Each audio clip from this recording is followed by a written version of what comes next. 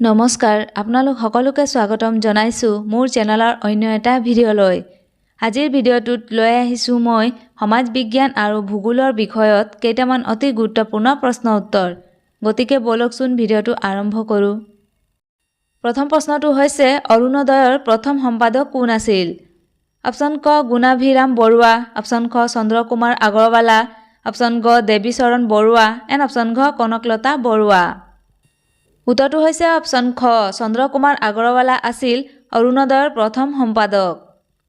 ২ number প্ৰশ্নটো হৈছে অসমত কোনছোৱা সময়ক কোম্পানী ৰাজ বুলি জনা যায়?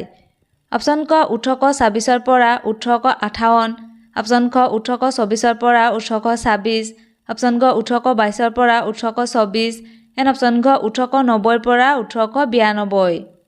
উত্তৰটো হৈছে অপশ্যন ক ১৮২৬ পৰা ১৮৫৮ সময়ছোৱাক কোম্পানী ৰাজ বুলি জনা যায়। ৩ নম্বৰ প্ৰশ্নটো হৈছে কাৰ তত্ত্বাৱধানত সৰ্ব অসম ৰায়ত সভাৰ গঠন হৈছিল? অপশ্যন ক মাণিক চন্দ্ৰ বৰুৱাৰ, অপশ্যন খ ৰাজা প্ৰভাত চন্দ্ৰ বৰুৱাৰ, অপশ্যন গ বাৰীন্দ্ৰ ঘোষ এণ্ড অপশ্যন ঘ নবীন চন্দ্ৰ বৰদলৈৰ। উত্তৰটো হৈছে অপশ্যন ঘ নবীন চন্দ্ৰ বৰদলৈৰ তত্ত্বাৱধানত সৰ্ব অসম ৰায়ত সভাৰ গঠন হৈছিল। ৪ নম্বৰ প্ৰশ্নটো হৈছে স্বতন্ত্ৰতা আন্দোলনৰ সময়ছোৱাত অসমত স্বৰাজ দলৰ সভাপতি কোন আছিল? অপশ্যন ক গোপীনাথ বৰদলৈ, অপশ্যন খ তৰুণৰাম ফুকন, অপশ্যন গ বিষ্ণুৰাম মেধি এণ্ড অপশ্যন ঘ মণিৰাম দেৱান। উত্তৰটো হৈছে অপশ্যন খ তৰুণৰাম ফুকন আছিল স্বতন্ত্ৰতা আন্দোলনৰ সময়ছোৱাত অসমত স্বৰাজ দলৰ সভাপতি। ৫ নম্বৰ প্ৰশ্নটো হৈছে বন্দিনী ভাৰতৰ লেখক কোন আছিল? অপশ্যন ক অম্বিকাগিৰি ৰায়চৌধুৰী, অপশ্যন খ কুশল কোঁৱৰ, অপশ্যন গ নৱকান্ত বৰুৱা এণ্ড অপশ্যন ঘ পদ্মনাথ গোহাঁই বৰুৱা। উত্তৰটো হৈছে অপশ্যন ক অম্বিকাগিৰি ৰায়চৌধুৰী আছিল বন্দিনী ভাৰতৰ লেখক। ৬ নম্বৰ প্ৰশ্নটো হৈছে কোন বৰ্ষত লোকপ্ৰিয় গোপীনাথ বৰদলৈ অসমৰ মুখ্যমন্ত্ৰী হৈছিল? অপশ্যন ক ১৯৪৫ চনত, অপশ্যন খ ১৯৪১ চনত, অপশ্যন গ ১৯৪৬ চনত এণ্ড অপশ্যন ঘ ১৯৪৭ চনত। উত্তৰটো হৈছে অপশ্যন গ ১৯৪৬ চনত লোকপ্ৰিয় গোপীনাথ বৰদলৈ অসমৰ মুখ্যমন্ত্ৰী হৈছিল। ৭ নম্বৰ প্ৰশ্নটো হৈছে স্বাধীনতা সংগ্ৰামত অংশগ্ৰহণ কৰাৰ বাবে গোপীনাথ বৰদলৈক কিমান চনত গ্ৰেপ্তাৰ কৰা হৈছিল?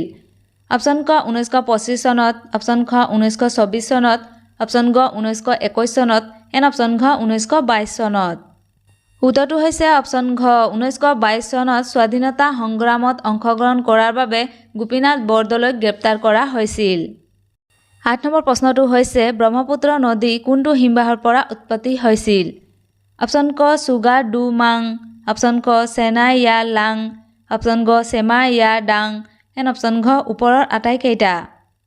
উত্তৰটো হৈছে অপশ্যন গ চেমা ইয়া ডাং হিমবাহৰ পৰা ব্ৰহ্মপুত্ৰ নদীৰ উৎপত্তি হৈছিল।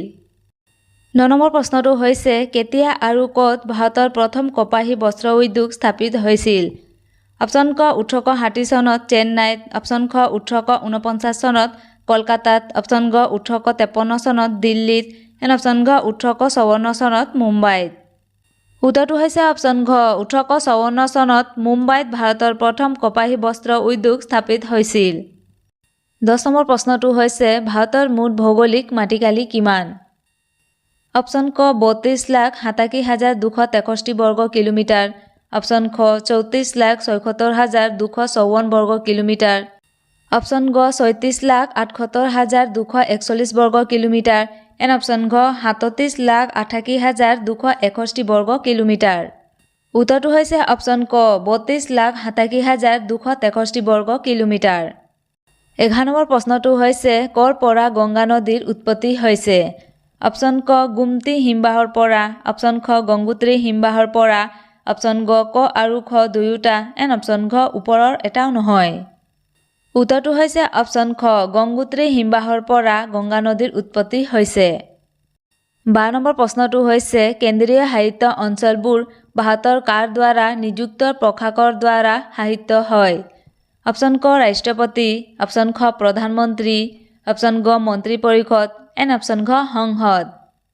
উত্তৰটো হৈছে অপশ্যন গ মন্ত্ৰী পৰিষদৰ দ্বাৰা সাহিত্য হয়। ১৩ নম্বৰ প্ৰশ্নটো হৈছে কোনখন অৰণ্য উপকূলীয় ব-দ্বীপ অঞ্চলত পোৱা যায়? অপশ্যন ক ডেনমাৰ্ক, অপশ্যন খ গ্ৰোভ, অপশ্যন গ মেনগ্ৰোভ এণ্ড অপশ্যন ঘ ওপৰৰ এটাও নহয়। উত্তৰটো হৈছে অপশ্যন গ মেনগ্ৰোভ অৰণ্য উপকূলীয় ব-দ্বীপ অঞ্চলত পোৱা যায়। 14 নম্বৰ প্ৰশ্নটো হৈছে শীতকালত খেতি কৰা শস্যৰ নাম কি? অপশ্যন ক জোৱাৰ, অপশ্যন খ ৰবি, অপশ্যন গ বজ্ৰা এণ্ড অপশ্যন ঘ গেহু। উত্তৰটো হৈছে অপশ্যন খ ৰবি খেতি শীতকালত কৰা হয়। 15 নম্বৰ প্ৰশ্নটো হৈছে হিমালয় পৰ্বতে বৰ্তমানৰ আকৃতি পাবলৈ কিমান সময় লৈছিল?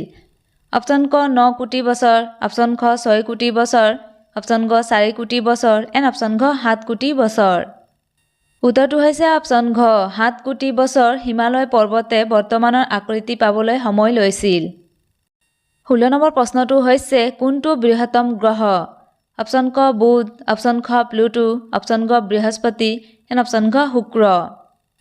শুদ্ধ উত্তৰটো হৈছে অপশ্যন গ বৃহস্পতি গ্ৰহ।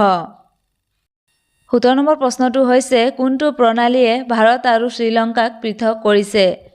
অপশ্যন ক পক প্ৰণালী, অপশ্যন খ টাইৱান প্ৰণালী, অপশ্যন গ ইণ্ডো শ্ৰীলংকা প্ৰণালী এণ্ড অপশ্যন ঘ MK গান্ধী প্ৰণালী।